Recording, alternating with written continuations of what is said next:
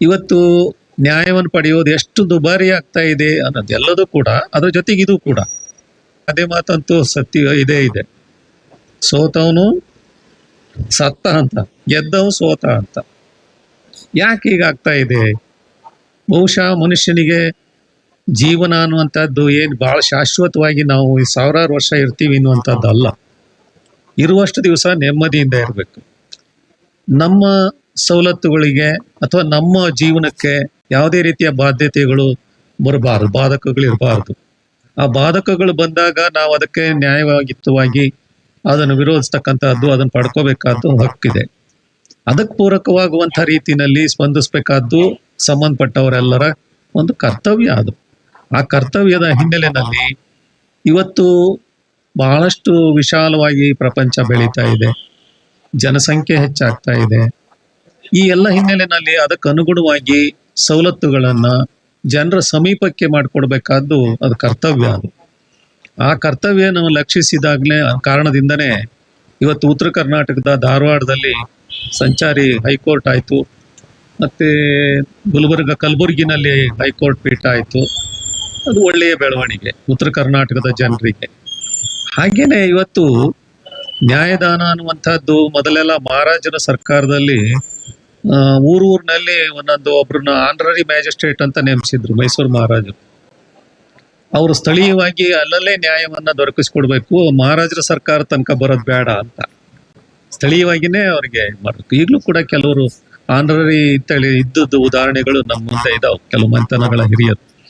ಹಾಗಾಗಿ ಆ ಒಂದು ಹಿನ್ನೆಲೆನ ಆ ಕಾಲದಲ್ಲೇ ಇತ್ತು ಅಂದಾಗ ಈಗ ಇಷ್ಟೊಂದು ಮುಂದುವರೆದ ದಿನಗಳಲ್ಲಿ ಜನರಿಗೆ ನ್ಯಾಯ ಪಡ್ಕೊಳ್ಳಿಕ್ಕಾಗಿ ಬಹಳಷ್ಟು ಸಮಯವನ್ನ, ಹಣವನ್ನ ವ್ಯರ್ಥ ಮಾಡಿಕೊಳ್ತಕ್ಕಂಥ ರೀತಿಯಲ್ಲಿ ಅಥವಾ ತೊಂದರೆ ಕೊಟ್ಟು ಪಡ್ಕೊಳ್ಳುವಂತಹದ್ದು ಇವೆಲ್ಲ ಒಳ್ಳೇದಲ್ಲ, ಒಳ್ಳೆ ಬೆಳವಣಿಗೆ ಅಲ್ಲ ಅನ್ನುವಂಥ ಹಿನ್ನೆಲೆಯಲ್ಲಿ ಬಹುಶಃ ಮಧ್ಯ ಕರ್ನಾಟಕ ಅಂತ ನಾವು ಯಾವ್ದಾದ್ರು ಒಂದು ಊರನ್ನು ಗುರುತಿಸ್ತಾ ಇದ್ರೆ ಅದು ನಮ್ಮ ಶಿವಮೊಗ್ಗ.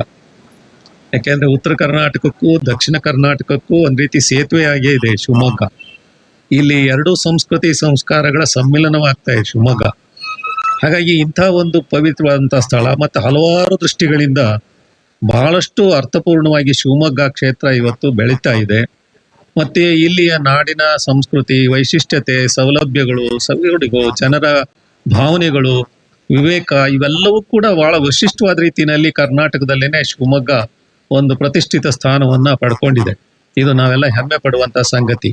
ಆ ದೃಷ್ಟಿಯಿಂದ ಈ ಒಂದು ಹೈಕೋರ್ಟ್ ಪೀಠ, ಸಂಚಾರಿ ಪೀಠವನ್ನು ಕೂಡ ಇವತ್ತು ಇಂಥ ಒಂದು ಮಧ್ಯ ಪ್ರದೇಶಕ್ಕೆ ತರದಲ್ಲದೆ ದೂರದ ಒಂದು ಸಮುದ್ರ ತೀರದ ಮಂಗಳೂರಿಗೆ ನಮ್ಮ ಜಿಲ್ಲೆಯನ್ನು ಸೇರಿಸಿದ್ದು. ಅಲ್ಲಿ ಹೈಕೋರ್ಟ್ ಪೀಠ ಮಾಡೋದಕ್ಕೆ ಯಾರ್ದು ಏನು ವಿರೋಧ ಇಲ್ಲ, ಮಾಡ್ಲಿ, ಎಷ್ಟಾದ್ರೂ ಮಾಡ್ಲಿ. ಆದ್ರೆ ಶಿವಮೊಗ್ಗವನ್ನ ಆ ಹೈಕೋರ್ಟ್ ಸಂಚಾರಿ ಪೀಠಕ್ಕೆ ಸೇರಿಸುವುದಿದೆಯಲ್ಲ, ಇದು ಒಳ್ಳೆಯ ಬೆಳವಣಿಗೆ ಅಲ್ಲ. ಇದು ಜನರಿಗೆ ಬಹಳಷ್ಟು ತೊಂದರೆಕಾಯಕವಾಗಿರ್ತದೆ ಹೊರತು ಇದರಿಂದ ಯಾವ ರೀತಿಯ ಅನುಕೂಲವೂ ಕೂಡ ಆಗೋದಿಲ್ಲ. ಆ ದೃಷ್ಟಿಯಿಂದ ಮಂಗಳೂರಿನಲ್ಲಿ ಇರುವಂತಹ ಸಂಚಾರಿ ಆ ಹೈಕೋರ್ಟ್ ಪೀಠಕ್ಕೆ ನಮ್ಮ ಶಿವಮೊಗ್ಗವನ್ನು ಸೇರಿಸಬಾರದು. ಶಿವಮೊಗ್ಗದಲ್ಲಿನೇ ಒಂದು ಹೈಕೋರ್ಟ್ ಪೀಠವನ್ನ ಸ್ಥಾಪನೆ ಮಾಡಲಿಕ್ಕೆ ಬೇಕಾಗುವಂತ ಎಲ್ಲ ಸವಲತ್ತುಗಳು ಮತ್ತೆ ಅವಕಾಶಗಳು, ಅದಕ್ಕಿರುವಂತಹ ಕೇಸ್ಗಳು, ಒತ್ತಡಗಳು ಅಷ್ಟು ಕೂಡ ಇಲ್ಲಿ ಇದೆ ಎನ್ನುವಂತಹದ್ದನ್ನ ಎಲ್ಲ ವಕೀಲರು ಕೂಡ ಅದನ್ನ ಗಮನಕ್ಕೆ ತಂದಿದ್ದಾರೆ ಅಂತ ಅನ್ನೋದನ್ನ ಈ ಎಲ್ಲ ಹಿನ್ನೆಲೆಯಲ್ಲಿ ಬಹುಶಃ ಈ ಆದಷ್ಟು ಬೇಗನೆ ನಮ್ಮ ಶಿವಮೊಗ್ಗಕ್ಕೆ ಸ್ವತಂತ್ರವಾಗಿ ಒಂದು ಸಂಚಾರಿ ಹೈಕೋರ್ಟ್ ಪೀಠವನ್ನ ಮಂಜೂರು ಮಾಡಿ ಕೊಡಬೇಕು ಅನ್ನುವಂತಹದ್ದನ್ನ ನಾವು ಕೂಡ ಆಗ್ರಹ ಪೂರ್ವಕವಾಗಿ ಒತ್ತಾಯಿಸುತ್ತಿದ್ದೇವೆ. ನೀವು ಆದಷ್ಟು ಬೇಗನೆ ಈ ಕಾರ್ಯಕ್ಕೆ ಸ್ಪಂದಿಸ್ತಾ ಇರುವಂತಹದ್ದು ಕೂಡ ಒಂದು ಒಳ್ಳೆ ಬೆಳವಣಿಗೆ. ಅದರಲ್ಲೂ ವಕೀಲರು ನೀವೆಲ್ಲ ಜನರ ಪರವಾಗಿ ನೀವು ಸ್ಪಂದಿಸ್ತಾ ಇದ್ದೀರಾ, ಇದೊಂದು ಒಳ್ಳೆ ಬೆಳವಣಿಗೆ. ನಾವು ಮೊನ್ನೆ ಬಸಪ್ಪಗೌಡ್ರಿಗೆ ಅನಾರೋಗ್ಯ ಆಗಿತ್ತು, ಆಸ್ಪತ್ರೆಗೆ ಅಡ್ಮಿಟ್ ಆಗಿದ್ರು. ಅವರು ಅಲ್ಲಿ ಹೋದಾಗ ಅವ್ರ ಆರೋಗ್ಯ ನಾವು ಕೇಳ್ತಿದ್ರೆ ಅವರು ಈ ಬಗ್ಗೆ ಹೇಳ್ತಾರೆ, ನಮ್ಮ ದಿವ್ಯ ಸಂಸ್ಥೆ ಬಗ್ಗೆ ಮಾತಾಡ್ತಾರೆ. ಅವಾಗ ನಮಗನ್ನಿಸ್ತು ಇವ್ರು ಎಷ್ಟು ಅದನ್ನ ಹಚ್ಕೊಂಡಿದಾರಲ್ಲ ಅಂತೇಳಿ. ಬಹಳ ಕಳಕಳಿ ಇದೆಯಲ್ಲ, ಈ ಕಳಕಳಿ ಬಗ್ಗೆ ತುಂಬಾ ಮೆಚ್ಚುಗೆ ಅನ್ನಿಸ್ತು. ಯಾಕಂದ್ರೆ ಅವ್ರು ಬಹಳ